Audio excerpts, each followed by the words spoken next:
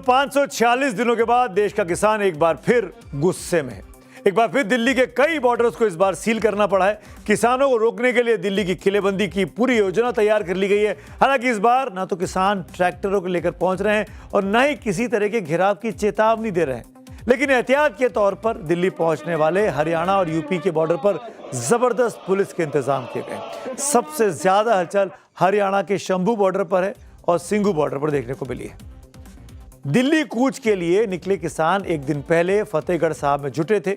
आज जब किसान पंजाब हरियाणा के शंभू बॉर्डर पर पहुंचे तो पुलिस ने उन्हें वहां पर रोक लिया। हरियाणा और दिल्ली के सिंघू बॉर्डर पर भी किसानों को रोकने के लिए पहले से ही पुलिस तैयार थी।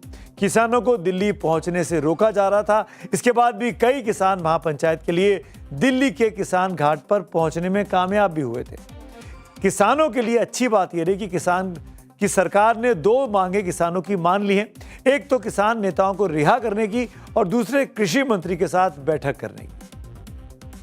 केंद्रीय मंत्री शिवराज चौहान से वार्ता कराई जाए तो बोला मैं अवश्य करता हूं, उन्होंने आश्वासन भी दिया। दूसरी बात हमने कहा सभी किसान लीडरों को किसानों को रिहा किया। वो कहते तुरंत प्रभाव से हम सीएम से मीटिंग करके गुरनाम सिंह चडूनी से अधिकारी बोल रहे हैं वीडियो कॉन्फ्रेंस छोड़ेंगे।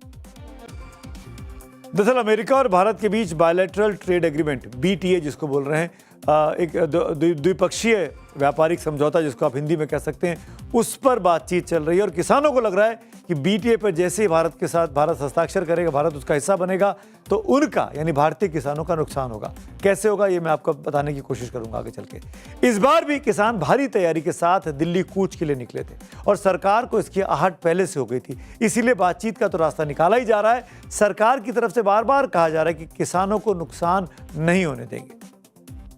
प्रधानमंत्री जी ने कहा है जितना भी फ्री ट्रेड एग्रीमेंट हुए हैं उसमें किसानों को लेकर के किसानों का इंटरेस्ट उसको प्राथमिकता देते हुए कोई नुकसान होने नहीं देंगे। तो सरकार आश्वासन दे रही है, लेकिन किसानों को डर है कि अमेरिका के साथ डील से अमेरिकी कंपनियों को भारतीय बाजार में आने की खुली छूट मिल जाएगी, जिसका सीधा असर भारत के किसानों, भारत के डेयरी उद्योग और भारत के छोटे व्यापारियों पर पड़ेगा।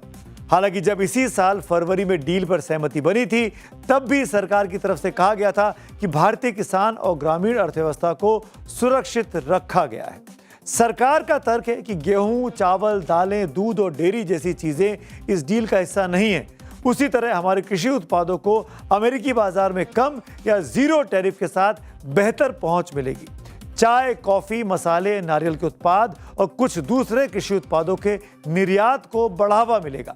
केवल उन्हीं उत्पादों में बाजार खोला गया जहां भारत की घरेलू जरूरतों और उद्योग की मांग को ध्यान में रखा गया है। इसमें किसान की गरिमा का पूरा ध्यान रखा गया है। ये ट्रेड डील हमारे किसानों को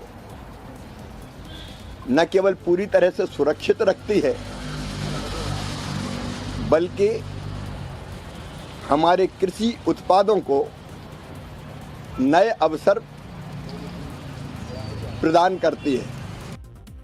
तो देश के जवान यानी युवा छात्र भी गुस्से में हैं, देश के किसान भी इस वक्त गुस्से में हैं, लेकिन किसान कांग्रेस की इस जो संगठन है इस डील को किसानों के हितों के खिलाफ मानते हैं। क्यों मानते हैं इस बात को जान लीजिए। किसान संगठनों का कहना है कि अमेरिका में कृषि पर बहुत ज्यादा सरकारी सब्सिडी मिलती है, इसीलिए उनके उत्पाद जैसे मक्का, सोयाबीन, कपास, डेयरी प्रोडक्ट्स, पोल्ट्री फीड बहुत सस्ते यहाँ हो जाएंगे। समझौते में कुछ कृषि उत्पादों पर टैरिफ कम होने या शून्य होने से ये बहुत सस्ते में अमेरिकी सामान भारत में मिलेगा, जो कि भारत के किसानों के लिए, भारत की बाजारों के लिए बहुत ही खतरनाक होगा। भारतीय बाजार में कीमतें गिरेंगी, स्थानीय किसानों की फसल बिक नहीं पाएगी और उसकी आमदनी घट जाएगी। किसानों का कहना है कि सस्ते आयात से भारतीय डेयरी उद्योग बर्बाद हो जाएगा।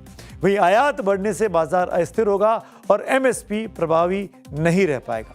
अमेरिका से GM यानी जेनेटिकली मॉडिफाइड फसलें आने का डर है, जो पारंपरिक खेती, मिट्टी और स्वास्थ्य पर बुरा असर लंबे दौर में डाल सकती हैं। भारतीय किसानों का मानना है कि यह समझौता अमेरिकी कंपनियों और बड़े कॉरपोरेट हाउसेस को फायदा पहुंचाएगा, जबकि भारतीय छोटे किसान इसका मुकाबला नहीं कर पाएंगे और उनको खाने के लाले पड़ जाएंगे। इसीलिए किसानों की डिमांड है कि भारत अमेरिका ट्रेड एग्रीमेंट को तुरंत रद्द किया जाना चाहिए। व्यापार समझौते से जुड़ी सभी बातचीत के दस्तावेजों को सार्वजनिक किया जाना चाहिए। कोई भी अंतिम निर्णय लेने से पहले किसान संगठनों से व्यापक चर्चा भी की जानी चाहिए और स्वामीनाथन आयोग की सिफारिशों के अनुसार सभी फसलों के लिए एमएसपी की कानूनी गारंटी और कृषि ऋण माफी दी जानी चाहिए।